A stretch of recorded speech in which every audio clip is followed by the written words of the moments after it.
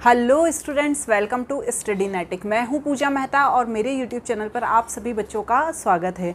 बच्चों, class 12th की accounting पढ़ रहे हैं जिसमें हम chapter 4 change the profit sharing ratio among the partners को समझ रहे हैं। यहाँ पर जब प्रॉफिट शेयरिंग रेशियो चेंज होता है जितने भी पार्टनर्स हैं उनके बीच, तो क्या होते हैं, कुछ एडजस्टमेंट करने होते हैं।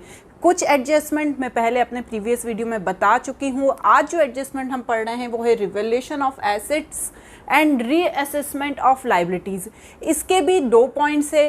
पहला पॉइंट क्या था, when revised value of assets and liabilities is recorded. मतलब पहला जो पॉइंट था जो मैंने अपने प्रीवियस वीडियो में बताया था, उसमें ये बताया था कि जब लायबिलिटी और एसेट्स की जो वैल्यू चेंज होती है उन्हें रिकॉर्ड किया जाता है, तो उस समय क्या किया जाता है, एक रिवैल्यूएशन अकाउंट बनाया जाता है। लेकिन यदि when revised value of assets and liabilities is not to be recorded, यदि उनकी changed value को रिकॉर्ड नहीं किया जाता है तो क्या किया जाता है, वो आज हम इस वीडियो में समझेंगे।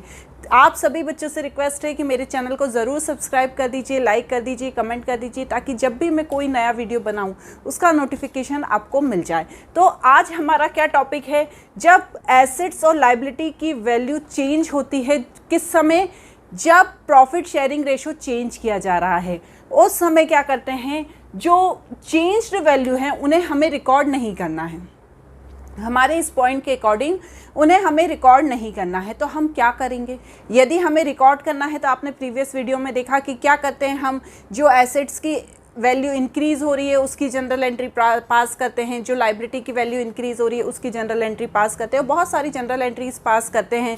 यदि कोई रेन्यूमरेशन दिया जा रहा है किसी पार्टनर को तो उसका कैलकुलेशन करते हैं और फिर बाद में क्या करते हैं, रिवैल्यूएशन अकाउंट बनाते हैं और फिर देखते हैं कि प्रॉफिट हो रहा है या लॉस हो रहा है। लेकिन इस पोर्शन में जब रिवाइज्ड वैल्यू एसेट्स और लायबिलिटीज़ की रिकॉर्ड नहीं की जाती तो क्या होता है, एक एडजस्टमेंट जनरल एंट्री पास की जाती है। अब वो जनरल एंट्री क्या होती है उसे समझने से पहले हमें कुछ कैलकुलेशंस होते हैं वो समझना ज़रूरी होता है। क्या कैलकुलेशन होते हैं, सबसे पहले क्या होता है, देखिए कोई भी वैल्यू इंक्रीज़ हो रही है या कम हो रही है या कोई उसमें फ्लक्चुएशन हो रहा है तो उसके लिए हम रिवैल्यूएशन अकाउंट तो बना नहीं रहे, लेकिन उनका हमारे रिवैल्यूएशन पर क्या इफेक्ट पड़ रहा है ये तो हमें देखना ज़रूरी है ना। मतलब उसमें फ्लक्चुएशन होने से हमारे जो रिवैल्यूएशन है उसमें प्रॉफिट हो रहा है या लॉस हो रहा है, हमें ये देखना ज़रूरी होता है। अब सपोज करते हैं कि हमारे पास एक एसेट है, ठीक है, ये एसेट है हमारी 5 लाख की, ठीक है, ये एसेट है हमारी 5 लाख की और इसकी जब चेंज प्रॉफिट शेयरिंग रेशो हुआ तो इसकी जो वैल्यू हो गई वो हो गई 5,50,000। तो कितनी वैल्यू इंक्रीज़ हुई इसकी, 50,000 रुपये इस एसेट की वैल्यू इंक्रीज़ हो गई। अब इस वैल्यू जो इंक्रीज वैल्यू है, इंक्रीज वैल्यू ऑफ एसेट्स कितनी, 50,000, ठीक है। अब इसमें यदि कोई भी लायबिलिटी है जिसकी वैल्यू डिक्रीज़ हो रही है उसे क्या करेंगे, ऐड कर देंगे। हम सपोज कर लेते हैं कि हमारी 5,000 की कोई लायबिलिटी थी जिसकी वैल्यू क्या हो रही है, डिक्रीज़ हो रही है, डिक्रीज वैल्यू ऑफ लायबिलिटी है ना। तो इसे क्या करेंगे, हम प्लस कर लेंगे, ठीक है। तो ये कितना हो गया हमारा, 55,000, ठीक है ना। ये कितना हो गया बच्चों, 55,000, क्योंकि 50,000 ये था और इसमें क्या हुआ, 5,000 की वैल्यू जो डिक्रीज हुई थी लायबिलिटी की उसे प्लस कर लेंगे। अब क्या करेंगे, इसमें माइनस करेंगे यदि कोई डिक्रीज वैल्यू ऑफ एसेट्स है, ठीक है। क्या करेंगे, डिक्रीज वैल्यू ऑफ एसेट्स है उसे तो हमें माइनस करना पड़ेगा ना, क्योंकि वैल्यू कम हो गई।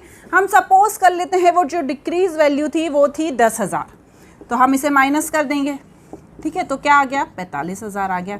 साथ ही साथ इसमें से हमें एक चीज़ और माइनस करनी पड़ेगी। क्या माइनस करेगी, इंक्रीज वैल्यू ऑफ लायबिलिटी। ये तो हमने डिक्रीज वैल्यू ऑफ लायबिलिटी को प्लस कर दिया था। यदि कोई लायबिलिटी की वैल्यू बढ़ गई है तो उसे हम क्या करेंगे, प्लस कर देंगे।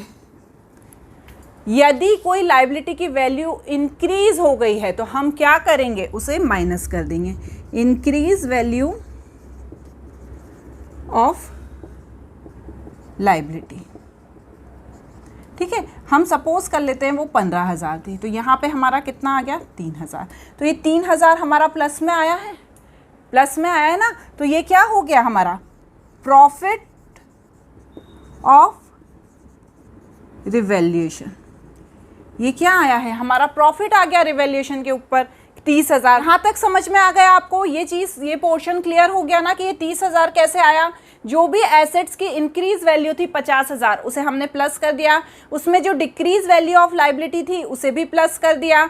उसके बाद क्या हुआ, जो डिक्रीज वैल्यू ऑफ एसेट्स है और इंक्रीज वैल्यू ऑफ लाइबिलिटी, इन दोनों को माइनस करेंगे तो हमारा जो प्रॉफिट ऑफ रिवैल्यूएशन आएगा वो कितना आ जाएगा, 30,000 आ जाएगा। आप इसे नोट कर लीजिए। इसके बाद हम ये देखेंगे कि किस तरह से हम सैक्रिफाइस्ड एंड गेन रेशो को निकालेंगे और फिर उसके थ्रू हम एडजस्टमेंट एंट्री पास करेंगे। इसे नोट कर लीजिए। अब हमारा प्रॉफिट ऑफ रिवैल्यूएशन कितना आया था,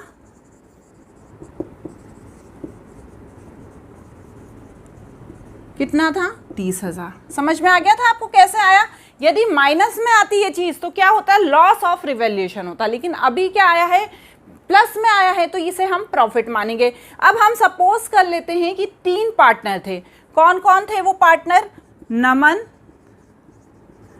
आकाश एंड रोहन, ठीक है ना। अब जो इनका प्रॉफिट शेयरिंग रेशो था वो कितना था, सपोज कर लेते हैं वो था 5:3:2, ठीक है, 5:3:2।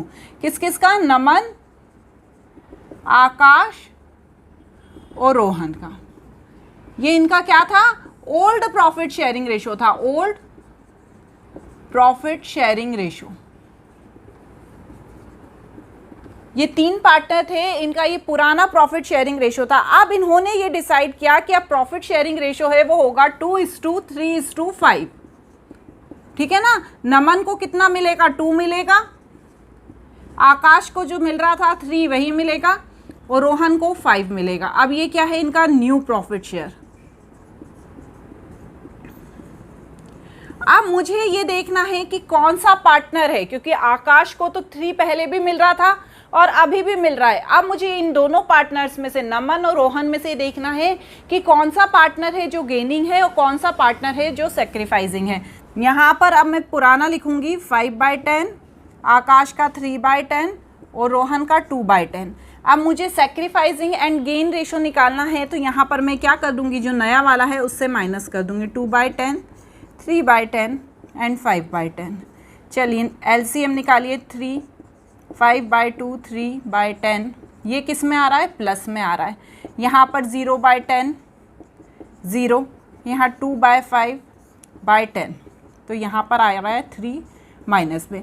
हमने पढ़ा है ना, हमने हमारे प्रीवियस वीडियो में पढ़ा है कि जब माइनस में कुछ आता है तो उसका मतलब है ये है गेन पार्टनर, और यदि प्लस में आता है तो ये है सैक्रिफाइसिंग पार्टनर, ठीक है ना। ये गेन, ये प्लस में आ रहा है तो ये सैक्रिफाइसिंग पार्टनर है, और ये माइनस में आ रहा है तो ये कौन है, ये गेनिंग पार्टनर है। अब हमें ये समझ में आ गया कि कौन सैक्रिफाइसिंग पार्टनर है, कौन गेनिंग पार्टनर है, समझ में आ गया ना।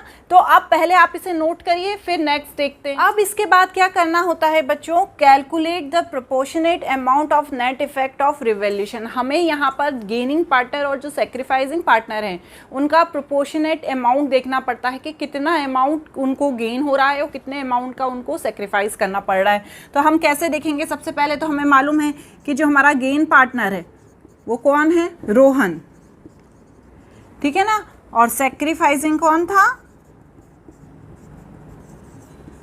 नमन, ठीक है। अब क्या करेंगे, जो हमारा नेट इफेक्ट ऑफ रिवैल्यूएशन निकला था, यहाँ पे निकला था ना नेट इफेक्ट ऑफ रिवैल्यूएशन 30,000 निकला था, हमने स्टार्टिंग में देखा था। तो 30,000 दोनों पार्टनर्स का 5 कितना, 3/10 एंड 3/10 इतना था ना। जो रोहन था वो गेनिंग पार्टनर था 3/10 से, और जो नमन था वो सैक्रिफाइसिंग पार्टनर था 3/10 से। अब क्या करेंगे, जब हम करके देखेंगे तो आएगा ये हमारा 9,000, ठीक है। लेकिन कौन है गेनिंग पार्टनर, कौन है, रोहन है, और सैक्रिफाइसिंग पार्टनर कौन है, नमन है। तो मैं यहाँ पर क्या करूँगी, जो गेनिंग पार्टनर है उसे डेबिट कर दूंगी, ठीक है ना। तो गेनिंग पार्टनर कौन है, Rohan, Rohan capital account debit to Naman capital account,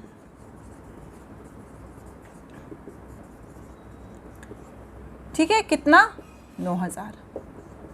समझ में आया ना। यहाँ पर ये जो एंट्री है ये इस चीज़ पर डिपेंड है कि आपका लॉस हो रहा है कि आपको प्रॉफिट हो रहा है रिवैल्यूएशन में।